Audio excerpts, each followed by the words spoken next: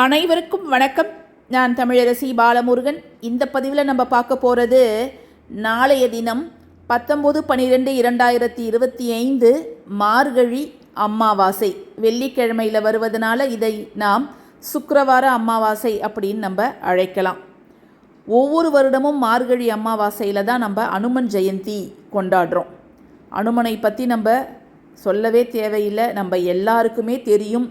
மனதைரியம் அப்படிங்கிறது ஒன்று வேணும்னா நம்ம அனுமனை ஆஞ்சநேயர் வழிபாடு தான் நம்ம அவசியம் செய்யணும்.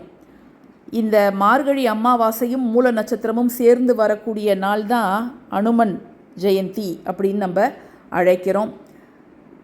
சகல காரியங்களிலும் வெற்றி, ஆரோக்கியம் மேம்படணும், கல்வியில் சிறந்து விளங்கணும் அப்படின்னாலே நம்ம ஆஞ்சநேயர் வழிபாடு. இதற்கெல்லாம் மேலாக மன அமைதி, மனதில் நல்ல ஒரு பலம், வலிமையான மனதுடையவன் அப்படின்னு நம்ம இருக்கணும்னா ஆஞ்சநேயரோட அருள் நமக்கு நிச்சயமாக வேணும். நாளைக்கு அவர் பிறந்த நாளன்று மிக சக்தி வாய்ந்த ஒரு வழிபாட்டு முறையை நம்ம ஆரம்பிக்க போகிறோம். மிக மிக சக்தி வாய்ந்தது. தொடர்ந்து 6 நாட்கள் நம்ம செய்ய போகிறோம். இதுவரை நடக்கலை, கிடைக்கல அப்படிங்கிறது நாளைக்கு நிச்சயமாக உங்களுக்கு இந்த வழிபாட்டின் மூலம் கிடைத்தே தீரும். எல்லாருமே கமெண்ட் செக்ஷனில் ஸ்ரீ ராமஜெயம் அப்படிங்கிறத டைப் பண்ணிடுங்க.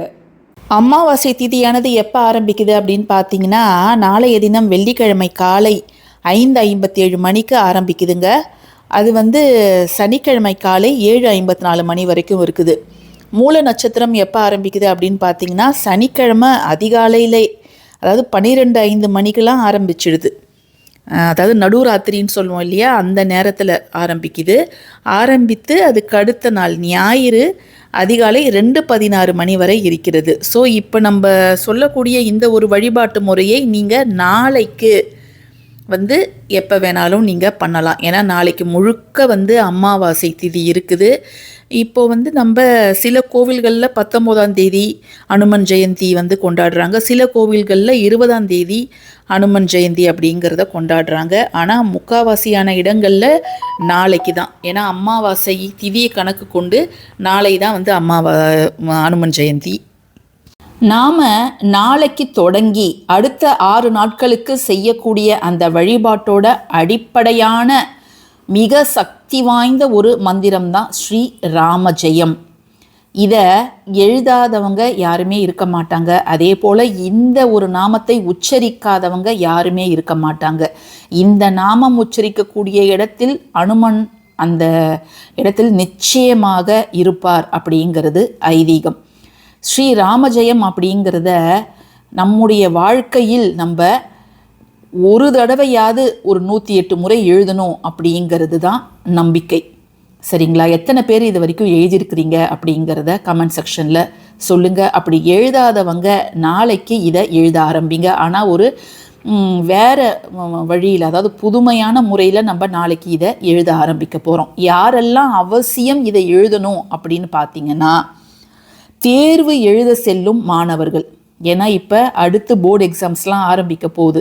ஸோ தேர்வுக்கு தயாராக கொண்டிருக்கும் மாணவர்கள், அந்த தேர்வை நினைத்து பயம், பதட்டம், ஞாபக மறதிலாம் வருது அப்படின்னு நினைக்கிறவங்க, அதை மாதிரி உடல் ஆரோக்கியம் குன்றியவர்கள், தொழில் துவங்க நினைப்பவர்கள், திருமணமாகாத கன்னி பெண்கள், திருமண தடை உள்ளவர்கள், மனதில் குழப்பங்களுடன் எப்பொழுதும் பயம், பதட்டம், எதற்கெடுத்தாலும் டென்ஷனு, அதை மாதிரி இருக்கிறவங்க, குழப்பத்தோடே வாழ்பவர்கள், அவங்க தொடர் தோல்விகளை சந்திப்பவர்கள், எதை தொட்டாலும் எனக்கு தடங்கள், தோல்வி தான், என் வாழ்க்கையில் வெற்றிங்கிறதே எனக்கு இல்லை அப்படின்னு புலம்புபவர்கள், அது மட்டும் இல்லாமல் பதவி உயர்வு கிடைக்க வேணும் அப்படின்னு பல ஆண்டுகளாக காத்திருப்பவர்கள், யமபயம், உடம்பு ரொம்ப முடியல, யமபயம் இருக்குது, இல்லை சில என்னுடைய வாழ்க்கையில் அமானுஷ்யங்கள் சிலது நடக்குது. சிலவங்கள்லாம் பார்த்தாலே என்ன சொல்லுவாங்கன்னா, அவன் ஒரு தொடநடுங்கி, கோழைகள் அப்படின்னுவாங்க. பயந்த சுபாவம் இருக்கும், யார்கிட்டையும் வாயை திறந்து ஒரு வார்த்தை கூட பேச மாட்டாங்க. இப்படிப்பட்டவர்கள் எல்லாருமே நாளைய தினத்தை தவற விட்டுடாதீங்க.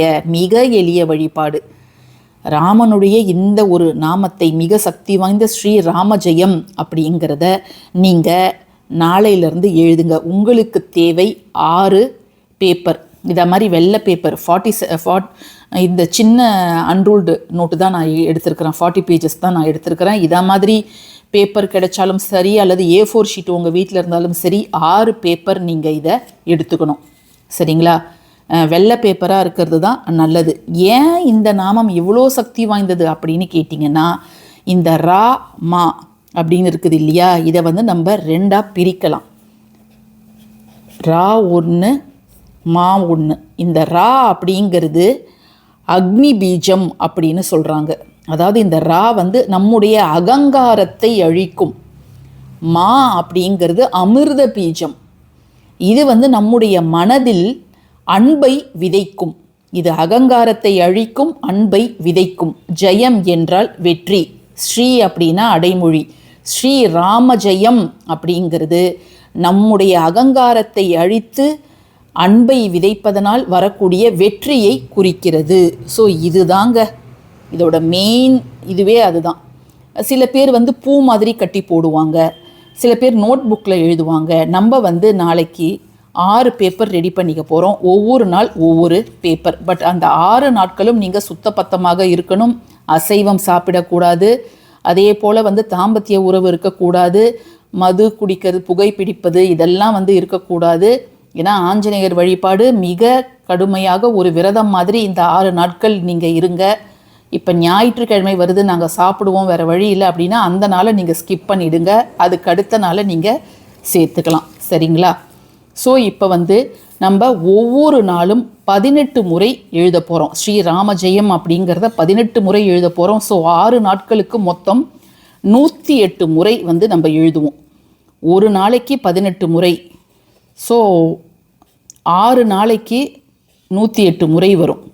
இதை எழுதும்போது நீங்கள் குளிச்சுட்டு சுத்தபத்தமாக தான் எழுதணும். டெய்லி தலை குளிக்கணும்னு அவசியம் கிடையாது.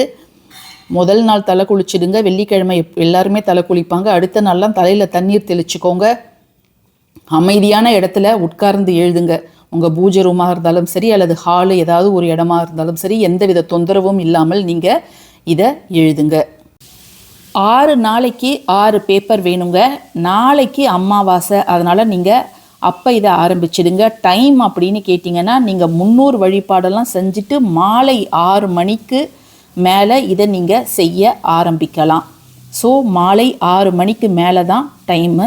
அதை நீங்கள் நோட் பண்ணிக்கோங்க. இல்லை நாங்கள் 300 வழிபாடு காலையில் 12 மணிக்கெலாம் முடிச்சிட்டோன்னா நீங்கள் 1 மணி 2 மணிக்கு கூட இதை நீங்கள் ஆரம்பிக்கலாம். ஆங்கிலமோ அல்லது தமிழோ உங்களுக்கு எந்த மொழி வந்து தெரியுமோ அதில் வந்து நீங்கள் எழுதுங்க. இதை மாதிரி பேப்பர் எடுத்துக்கோங்க. 4 மூலையிலையும் மஞ்சள் குங்குமம், நடுவில் ஒரு மஞ்சள் குங்குமம் வச்சுக்கோங்க.